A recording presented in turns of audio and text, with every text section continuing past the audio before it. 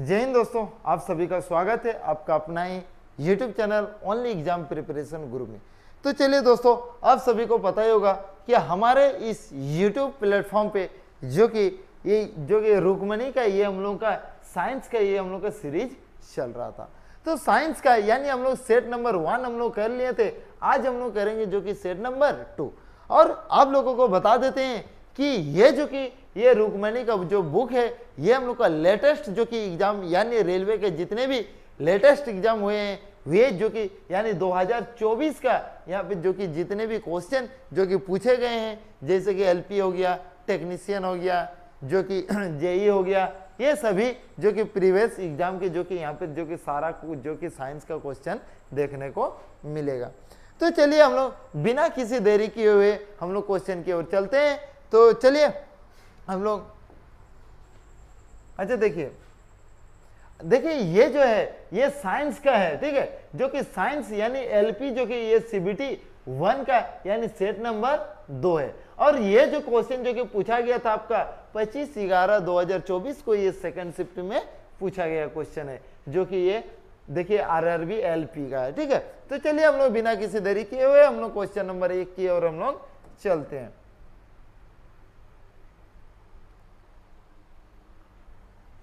चलिए देखिए question number 1 में देखिए कहा गया है निम्नलिखित में से कौन सा कथन गलत है। देखिए क्वेश्चन जो कहा गया कौन सा कथन गलत है बोला गया। देखिए ऑप्शन नंबर 1 देखिए कहा गया द्रव के कणों के बीच जो है एक यानी द्रव्य मतलब पदार्थ, ठीक है। यहां पर देखिए ये द्रव्य मतलब क्या होता है, पदार्थ होता है। द्रव्य के कणों के बीच जो है एक बल कार्य करती है, ठीक है। निश्चित रूप में हम लोग जानते हैं जो कि भौतिक रूप से जो कि पदार्थ जो की अवस्था कितनी होती है, 3। कितनी होती है, 3। ये होती है ठोस, ठीक है, ये होती है द्रव और एक क्या होती है, गैस। ठोस, द्रव और क्या होती है, गैस। ये भौतिक रूप में ये जो कि पदार्थ कितनी अवस्था होती है, 3। जैसे कि ठोस में जो है पदार्थ के कण क्या होते हैं, सटे होते हैं। किसमें, ठोस में, ठीक है। इस टाइप के जो कि ठोस में पदार्थ के कण क्या होते हैं, सटे होते हैं। लेकिन द्रव्य में पदार्थ के कण क्या होते हैं, थोड़ा दूर दूर में पाया जाता है ठोस की तुलना में। और गैस में जो है पदार्थ के कण जो है ये जो कि और दूर दूर में पाया जाता है। तो यहां पर देखिए सबसे अधिक जो है अंतराण्विक बल जो है यहां पर देखिए किसका है, ये हम लोग का ठोस का है। किसका है, ठोस का है। उसके बाद जो है किसका होता है, ये हम लोग का द्रव्य का होगा। उसके बाद किसका हो जाएगा, गैस का होगा। यानी गैस में अंतराण्विक बल यानी ना के बराबर पाया जाता है। किसमें, गैस में। लेकिन सबसे अधिक अंतराण्विक बल बोलने से क्या हो जाएगा, ठोस का हो जाएगा। और द्रव का जो कि ठोस के तुलना में इसका कम होता है और उसका तुलना में यानी द्रव्य के तुलना में गैस का और कम हो जाता है, यानी ना के बराबर अंतराण्विक बल होता है। तो देखिए क्वेश्चन में कहा गया है यानी ऑप्शन नंबर 1 में द्रव के कणों के बीच जो है एक बल कार्य करती है, वो बल कौन सी है, ये अंतराण्विक बल है। तब जाके ये दोनों जो कि ये पदार्थ के कण जो है एक दूसरे से चिपक के हैं। अगर यहाँ पे अगर कोई बल अगर कार्य नहीं करेगा तो ये दोनों एक दूसरे के चिपक के नहीं होंगे, ठीक है। तो यानी हम लोग का ऑप्शन नंबर ए जो है यानी हम लोग का सही बोल रहा है, ठीक है। उसके बाद देखिए बी नंबर में कहा गया द्रव के कणों के बीच कार्यरत बल जो है, ये द्रव के कणों के बीच कार्यरत एक बल कार्य कर रहा है, ठीक है। उन्हें एक बांधे रखता है, उन्हें क्या किए रखता है, बांध के रखा है, ठीक है। ये भी हम लोग का कथन हम लोग का सही है। उसके बाद देखिए कहा गया द्रव के कण के बीच जो है आकर्षण बल जो है समार्थ क्या होता है, स्थिर होता है। यहां पर देखिए यहां पर गलत बोल दिया, चाहे वो बोला द्रव किसी भी प्रकार का हो। यहां पर भी ये स्टेटमेंट हम लोग का गलत बोल दिया गया, चाहे वो किसी भी प्रकार का हो। लेकिन द्रव क्या जो कि ये जो स्थिर है, क्या स्थिर होगा, क्या इसमें अंतराण्विक बल जो है यानी आकर्षण बल देखिए यहाँ कितना मजबूती से, क्या द्रव्य में इसका उतना मजबूती है, नहीं है, ये देखिए दूर दूर में। और क्या गैस में इसका उतना क्या मजबूती है, नहीं है। यहां पर क्वेश्चन ये जो कि कथन बोल के यहां पर गलत कर दिया गया कि द्रव्य किसी भी प्रकार में जो कि ये स्थिर नहीं हो सकता है। ये स्टेटमेंट हम लोग का गलत पाया गया है, ठीक है, यानी ऑप्शन नंबर सी।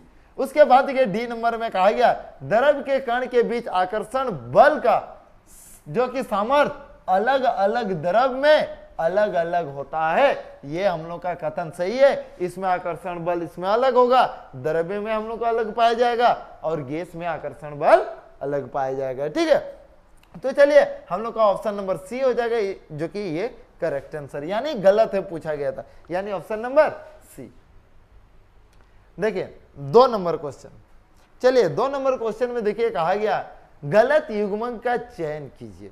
देखिए छोटे मांसाहारी जो होते हैं ये तृतीय पोषीय स्तर का होते हैं, प्रथम उपभोक्ता जो है द्वितीय पोषीय स्तर का, और स्वपोषी जो है प्रथम पोषण स्तर। ठीक है, तो देखिए एनसीईआरटी जो कि साइंस में यानी 10 क्लास के आपको साइंस हमारा पर्यावरण में आपको देखने को मिलेगा।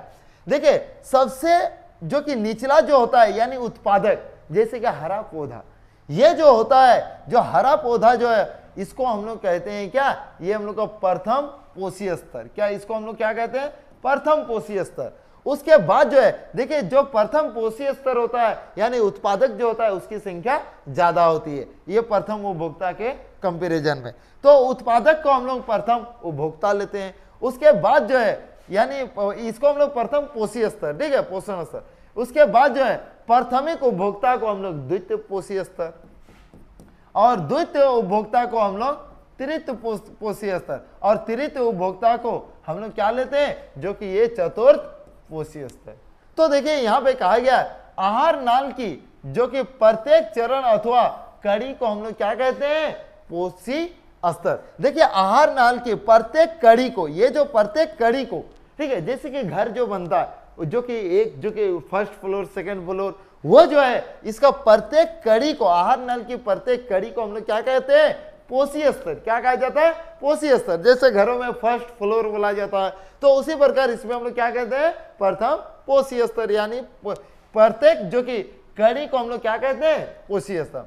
स्वपोषी अथवा उत्पादक जो है प्रथम पोषीय स्तर है। देखिए स्वपोषी यानी जो अपना भोजन स्वयं बनाते हैं, जैसे कि हरे पौधे, ठीक है, ये जो कि हरे पौधे क्या होते हैं, जो कि अपना भोजन ये जो कि क्या करते हैं, ये जो कि हम लोग का स्वयं बनाते हैं, यानी प्रथम पोषीय स्तर में आपका क्या आ जाएगा, हरा पौधा। क्या आ जाएगा, ये हम लोग का हरा पौधा। प्रथम पोषीय स्तर में हम लोग का क्या आ जाएगा, ये हरा पौधा आ जाएगा, जो ये हम लोग का क्या होता है, उत्पादक आ जाएगा। ठीक है, तथा बोला सौर ऊर्जा का जो कि निरस्त्रीकरण करके उसे हम लोग विषम पोषी अथवा उपभोक्ताओं के लिए उपलब्ध कराते हैं।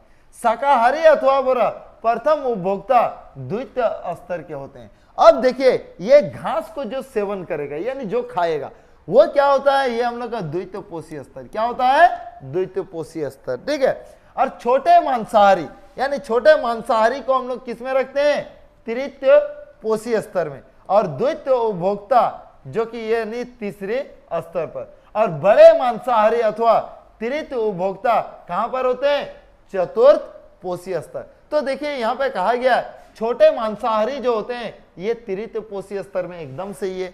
देखिए ये जो कि ये उत्पादक हो गया, उत्पादक यानी जो कि जैसे हरा पौधा, ये होता है प्रथम पोषीय स्तर। उसके बाद जो है यानी शाकाहारी को हम लोग जब लेंगे, ठीक है, यानी जब हम लोग शाकाहारी लेंगे वो द्वितीय पोषीय स्तर हो जाएगा, और छोटे मांसाहारी को हम लोग कहां पे रखते हैं, तृतीय पोषीय स्तर, यानी ये हम लोग का सही है। प्रथम पोष जो कि उपभोक्ता को हम लोग द्वितीय पोषीय स्तर कहते हैं। देखिए ये प्रथम उपभोक्ता है, ये वाला, ये हम लोग प्रथम उपभोक्ता है, लेकिन क्या कर रहे हैं इसको, द्वितीय पोषीय स्तर। और देखिए स्वपोषी जो है प्रथम पोषण स्तर है। देखिए ये हम लोग का स्वपोषी यानी भोजन अपना ये खुद से बनाएगा, इसको हम लोग क्या कहते हैं, प्रथम पोषी स्तर। ठीक है, ये भी सही है, लेकिन यहां पर देखिए जीवाणु जो है चतुर्थ पोषी स्तर है क्या, नहीं है। जो कि चतुर्थ पोषी स्तर में हम लोग किसको रखते हैं, बड़े मांसाहारी अथवा जो कि तृतीय उपभोक्ता होता है। इसीलिए ये हम लोग का स्टेटमेंट गलत हो जाता है, यानी ऑप्शन नंबर डी इज हम लोग का गलत हो जाता है, यानी ठीक है। तो चलिए हम लोग 3 नंबर क्वेश्चन की ओर चलते हैं। देखिए 3 नंबर क्वेश्चन में देखिए कहा गया 10 मीटर लंबे तार, लंबे जो कि तांबे के तार का प्रतिरोध कितना है, R ओम है। ठीक है, कितना है, R ओम है। तो 5 मीटर लंबे तार का प्रतिरोध कितना होगा। तो चलिए इसको हम लोग सॉल्व करते हैं। देखिए सबसे पहले हम लोग जानते हैं आर जो होता है, आर प्रोपोर्शनल टू होता है उसका लंबाई।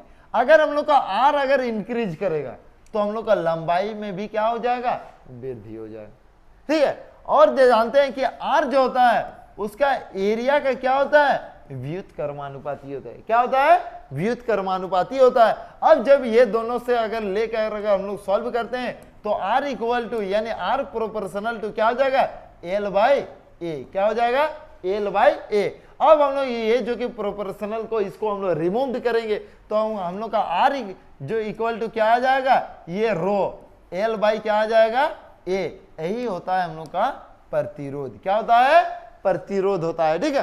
तो यहां पर देखिए, यहां पे कहा गया अगर 10 मीटर लंबे तार का प्रतिरोध अगर आर ओम है तो 5 मीटर जो लंबाई अगर कम कर देंगे तो यह स्वाभाविक बात है उसका, यानी जो कि प्रतिरोध भी क्या हो जाएगा, कम ही आ जाएगा। जैसे कि देखिए आर ओम मतलब क्या, ये हम लोग का आर ओम है। अगर यहाँ पे देखिए प्रतिरोध जो होता है, लंबाई अगर वृद्धि हो गया तो हम लोग का प्रतिरोध भी वृद्धि होगा। अगर लंबाई अगर हम लोग का जो कि डिक्रीज अगर हो गया, ठीक है, तो हम लोग का प्रतिरोध भी डिक्रीज हो जाएगा। तो देखिए लंबाई हम लोग का पहले 10 मीटर था, अब कितना मीटर हो गया, 5 मीटर, यानी आधा हो गया। तो प्रतिरोध भी क्या हो जाएगा हम लोग आधा हो जाएगा, यानी आर बाय 2। जब इसको हम लोग सॉल्व करेंगे 0.5 आर हो जाएगा। ये हम लोग का सही आंसर, यानी ऑप्शन नंबर डी। इसको आप जो कि इसमें भी आप बना सकते हैं। देखिए 10 मीटर लंबे तार का प्रतिरोध आर है, तो आपको निकालना है 5 मीटर लंबे तार का प्रतिरोध क्या हो जाएगा। 5 के 5, 5 दूने 10, जब इसको ये इसके साथ गुना हो जाएगा यानी आर बाई 2 यानी 0.5 आर हो जाएगा, ठीक है, यानी ऑप्शन नंबर डी। चलिए हम लोग नेक्स्ट क्वेश्चन की ओर चलते हैं। Question number 4। देखिए 4 नंबर क्वेश्चन में कहा गया कॉपर के विद्युत अपघटनी परिष्करण में निम्नलिखित में से किस जो कि विद्युत अपघटनी का उपयोग किया जाता है। चलिए बताइए इसका सही आंसर क्या होगा, ठीक है।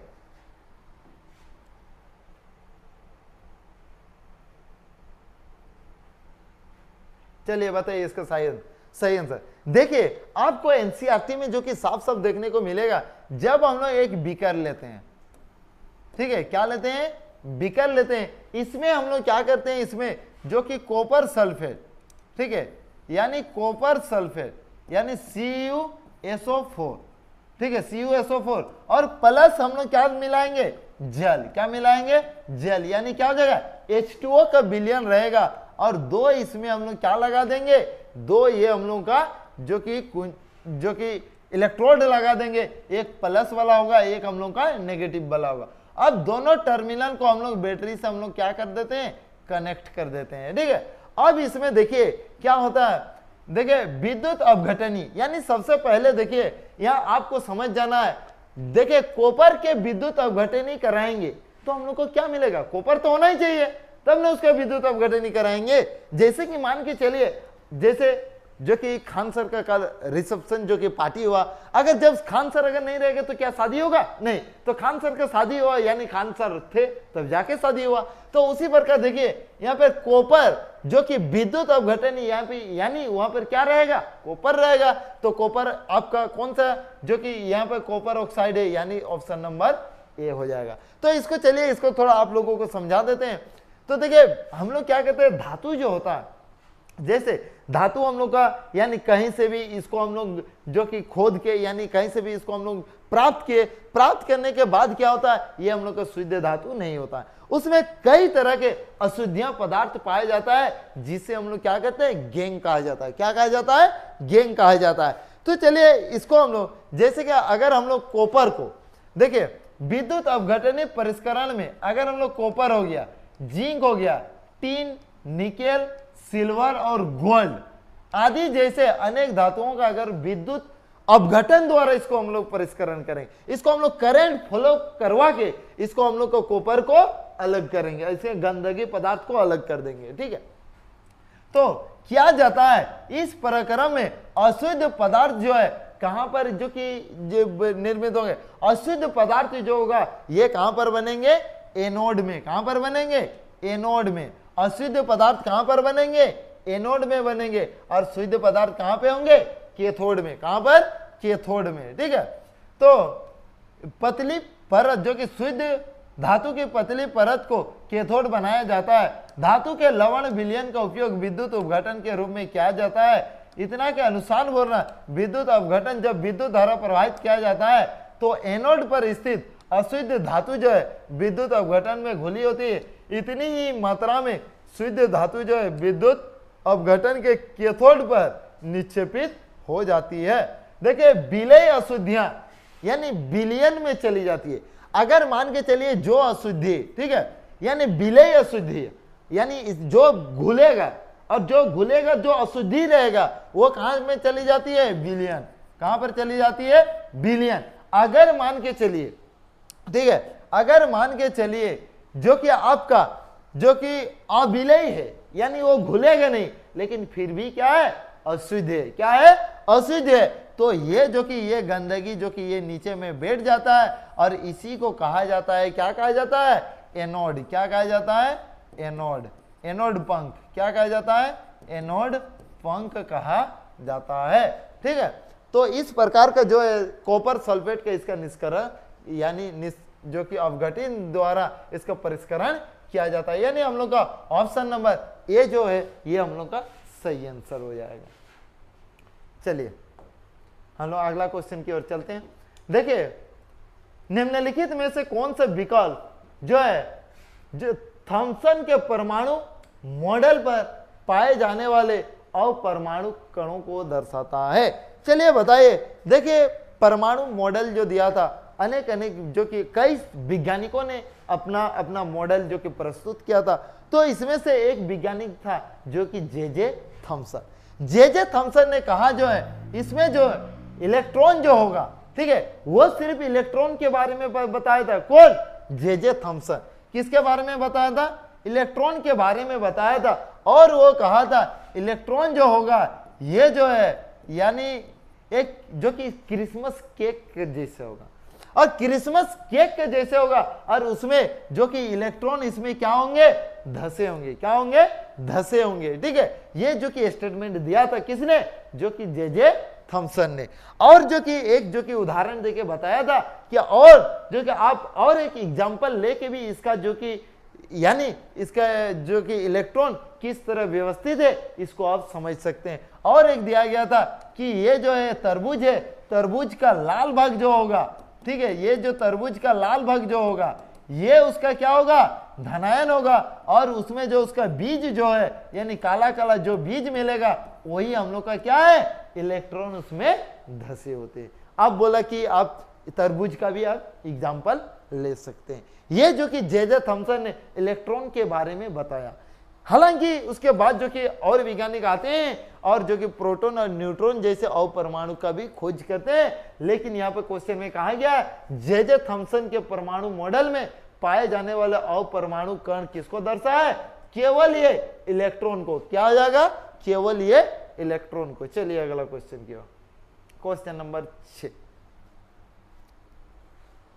देखिए अमाशय भित्ति में स्थित जठर ग्रंथियां निम्न में से वरा किसका स्राव नहीं करती है? देखिए जठर ग्रंथियां जो होती है यानी अमाशय में जठर ग्रंथियां जो होती है ये हम लोग का हाइड्रोक्लोरिक अम्ल को भी ये जो कि स्राव करती है, आपका सेलेस्मा को भी करती है, पेप्सिन को भी करती है, लेकिन ये लार को नहीं किया जाता है।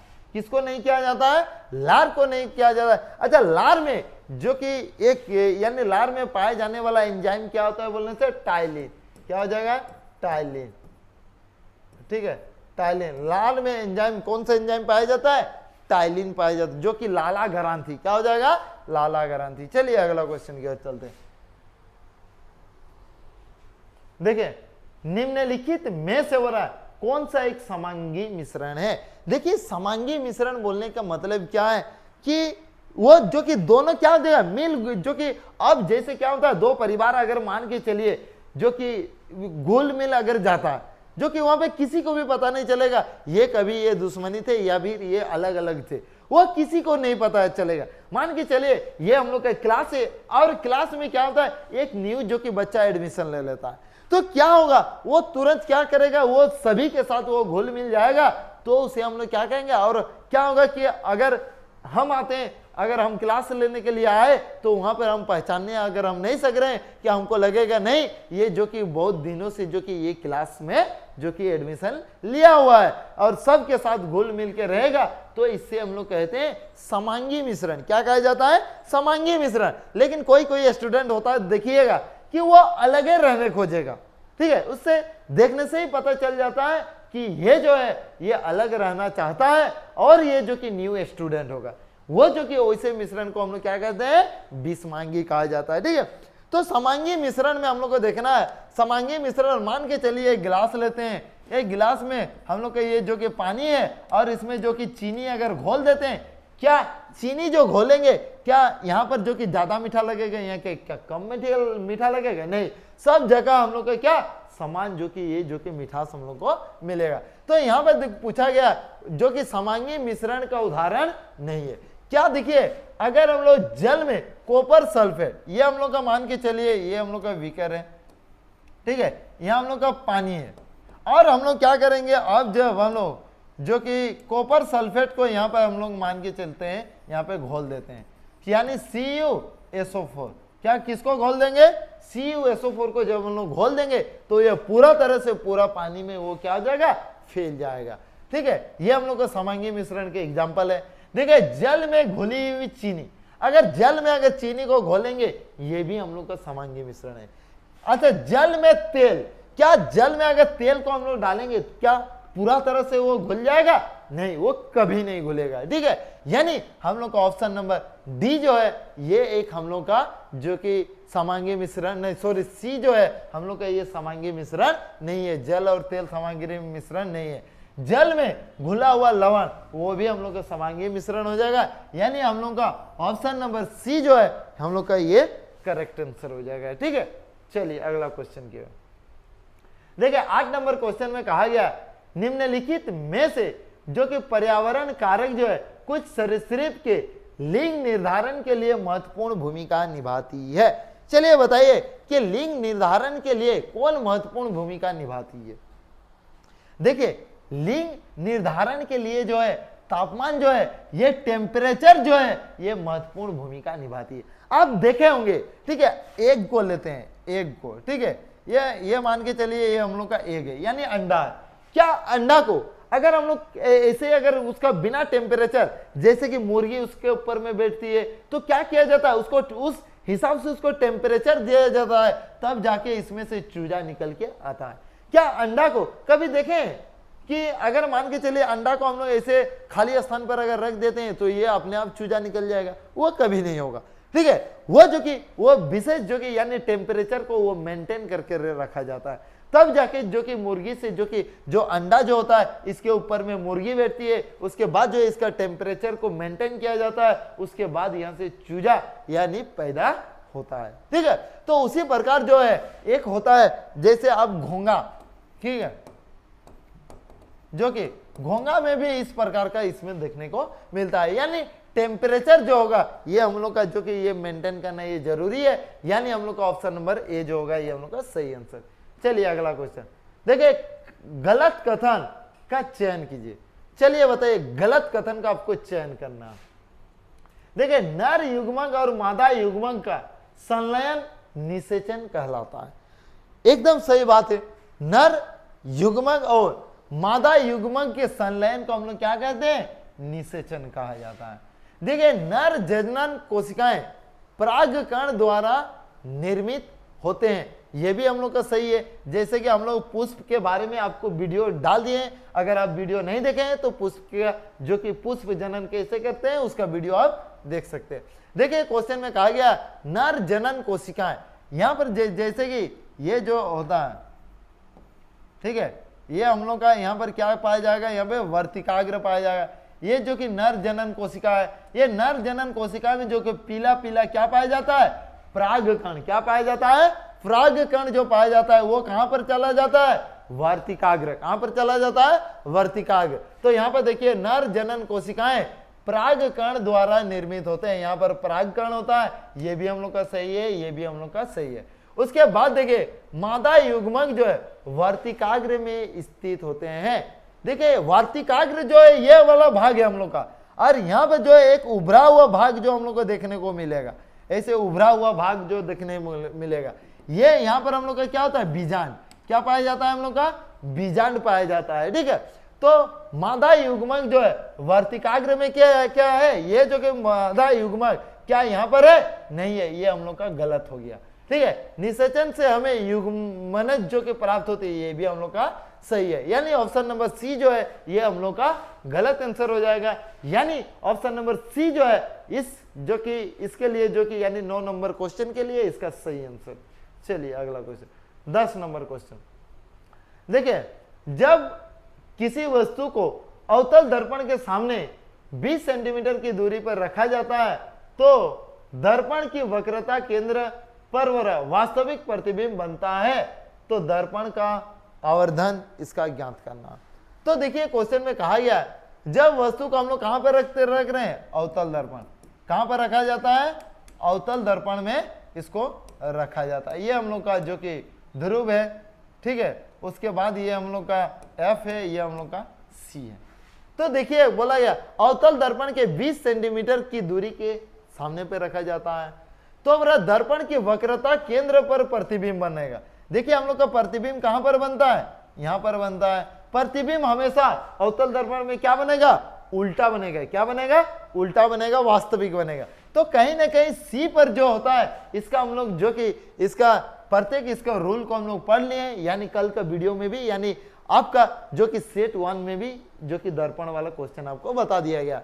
तो मान के चलिए ये जो कि हम लोग का ये वस्तु है, यहां से यहां तक की दूरी हम लोग का 20 सेंटीमीटर की दूरी पर रखें। अगर सी पर अगर उसका प्रतिबिंब बन रहा है तो हम लोग जानते हैं कि कहीं ना कहीं उसका सी पर ही वो वस्तु को रखा गया। अगर सी पर अगर हम लोग वस्तु को रखते हैं तो उसका प्रतिबिंब कहां पर बनता है, सी पर बनता है। अगर 20 सेंटीमीटर की दूरी पर रखे थे तो 20 सेंटीमीटर की दूरी पर ही इसका हम लोग का इमेज देखने को मिलेगा। ठीक है, तो इसीलिए इसका दर्पण का जो कि आवर्धन यानी m इक्वल टू हम लोग जानते हैं माइनस v बाय यू होता है। तो माइनस और हम लोग का v का जो कि v हम लोग का 20 है और u भी हम लोग का 20, यानी हम लोग का आंसर आ जाएगा -1, जो कि यहाँ पे सेंटीमीटर नहीं होगा। देखिए जो कि ये -1 हो जाएगा। हम लोग जो कि आवर्धन का जो कि एसआई मात्रक इसका नहीं होगा। ठीक है, यानी ऑप्शन नंबर बी हम लोग का ये हम लोग का सही आंसर हो जाएगा -1। चलिए अगला क्वेश्चन देखिए, शुष्क को बुझे हुए चूने पर अगर क्लोरीन की हम लोग क्रिया से निर्मित जो कि निम्नलिखित में से किसका निर्माण होगा। देखिए सबसे पहले जो है हम लोग शुष्क बुझा हुआ चूना, हम लोग किसको लेंगे, शुष्क बुझा हुआ चूना यानी CuOH का होल2। इसमें हम लोग क्या प्रवाहित कराएंगे, क्लोरीन। क्या प्रवाहित कराएंगे, क्लोरीन। जब प्रवाहित कराएंगे तो हम लोग का निर्माण होता है जो कि ये CaCl हो जाएगा, CaO जो कि Cl2 यानी विरंजक चूर्ण, और क्या मिलेगा, H2O। क्या मिलेगा, H2O, यानी CaOCl2 और हम लोग को क्या मिलेगा, H2O।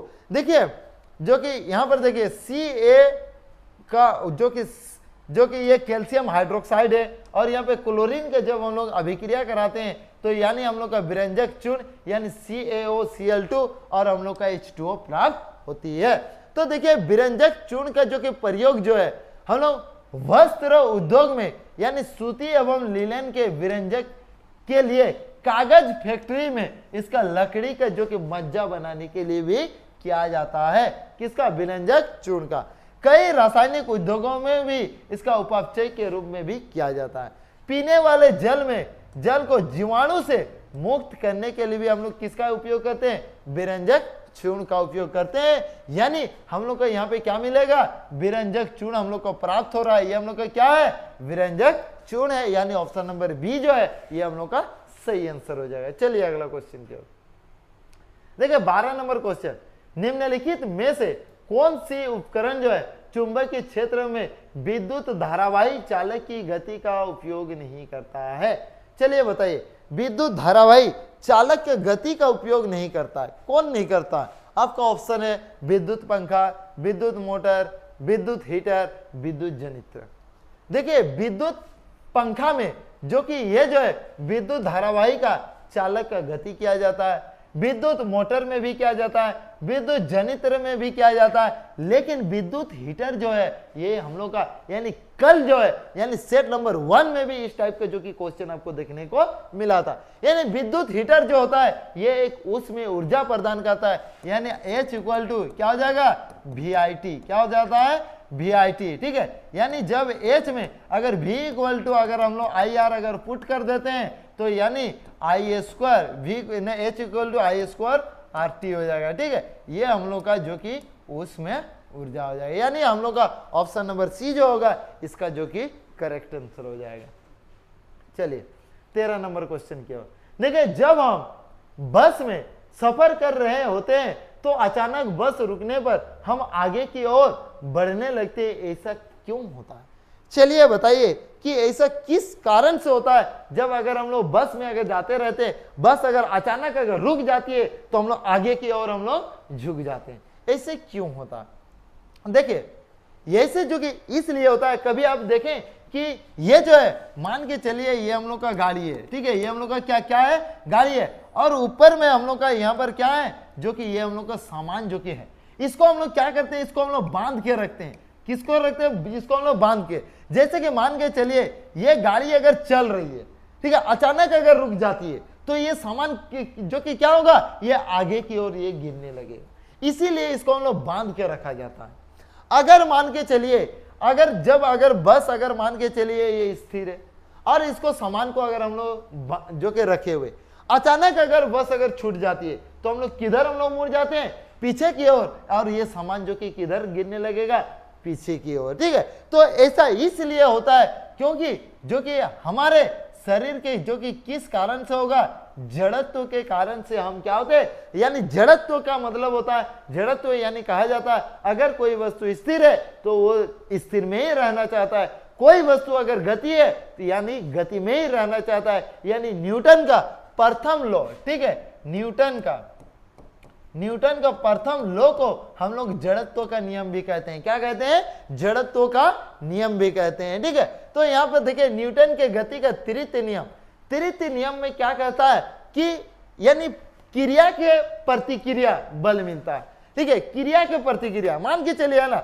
आप किसी को एक थप्पड़ लगा दिए तो वो भी आपको प्रतिक्रिया एक थप्पड़ लगा देगा, यानी क्रिया के प्रतिक्रिया बल लगती है। जैसे कि नाव जैसे अगर नाव को अगर सामान्य मान के चलिए, जैसे हम लोग चलते हैं, हम लोग पीछे की ओर धक्का दे रहे हैं लेकिन हम लोग बढ़ रहे हैं कहाँ, आगे की ओर। यानी जितना बल हम लोग पीछे की ओर धक्का देते हैं उतना ही बल से हम लोग को आगे की ओर जो कि यानी एक बल पे जो कि हम लोग को लगता है जिससे हम लोग आगे की ओर चल जाते हैं, ठीक है। तो उसमें क्रिया के प्रतिक्रिया हम लोग को बल दिया जाता है। अच्छा, न्यूटन के गति के द्वितीय नियम में हम लोग का F इक्वल टू हम लोग का ma यानी बल का जो कि सूत्र हम लोग का कहां से प्राप्त हुआ है, न्यूटन के द्वितीय नियम से, और ये हम लोग का गुरुत्व त्वरण यानी छोटा g, ठीक है। चलिए अगला क्वेश्चन, यानी इसका आंसर जो हो जाएगा हम लोग का ऑप्शन नंबर सी हो जाएगा, ठीक है। ऑप्शन नंबर सी जो है इसका हम लोग का करेक्ट आंसर हो जाएगा। चलिए अगला क्वेश्चन की ओर देखिए 14 नंबर क्वेश्चन, फलों और बीजों में निम्नलिखित में से किस पादप का उच्चतम सांद्रता होती है? चलिए बताइए, फलों और बीजों में जो कि कौन सा जो है हार्मोन जो कि उच्च सांद्रता होती है? चलिए बताइए।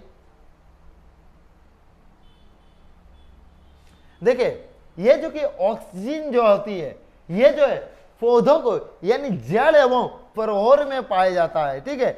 ये मान के चलिए ये हम लोग का पौधा है, ठीक है। ये जो कि परोर यानी टिप वाला भाग में क्या पाया जाता है, ऑक्सीजन, जो कि ऑक्सीजन यानी उसका कोशिका को क्या करता है, वृद्धि करता है, कौन, ऑक्सीजन। और जिब्रेलिन क्या करता है, ये तने को वृद्धि करेगा। अब तना इतना है तो इसको ऐसे इसको वृद्धि करता है, कौन, जो कि ये हम लोग का जिब्रेलिन, कौन करता है, जिब्रेलिन, ठीक है। और जो है एब्सिक जो कि अम्ल जो होता है, ये जो कि वृद्धि को ये क्या करता है, रोकता है। क्या करता है? रोकता है। सामान्य उसके बाद देखिए जैसे ही इसको जो कि वृद्धि को रोका जाता है तो कभी जो कि यानी पौधा जो है यानी जो कि पत्ती जो है मुरझा जाता है और वो गिर जाता है। यही एब्सिक अम्ल के कारण ये होता है। यानी इसका जो कि साइटोकाइनिन इसका सही आंसर हो जाएगा। ठीक है, चलिए अगला क्वेश्चन क्या, क्वेश्चन नंबर 18 नहीं सॉरी 15 है। देखिए मोटर द्वारा ठीक है प्रति एकांक समय में किया गया कार्य को हम लोग क्या कहते हैं? देखिए मोटर द्वारा प्रति एकांक समय में, एकांक समय बोलने का मतलब क्या? देखिए मोटर द्वारा प्रति एकांक समय में किया गया कार्य, ठीक है, किया गया कार्य यानी P इक्वल टू, ठीक है, शक्ति इक्वल टू क्या होता है? W बाय हम लोग का T हो जाता है। क्या होता है? ये P इक्वल टू हम लोग का W बाई क्या हो जाता है? T। यानी प्रति एकांक समय में क्या गया कार्य, क्या गया कार्य हम लोग का क्या है? W है। उसे हम लोग क्या कहते हैं? जो कि उसे हम लोग शक्ति क्या कहते हैं? शक्ति कहते हैं। यानी ऑप्शन नंबर ए जो है इसका सही आंसर हो जाएगा। चलिए 16 नंबर क्वेश्चन क्या, देखिए जब किसी अपारदर्शी वस्तु पर प्रकाश अपतित होती है तो हम उसकी ज्यामितीय छाया देखते हैं, ऐसा किस कारण से होता है?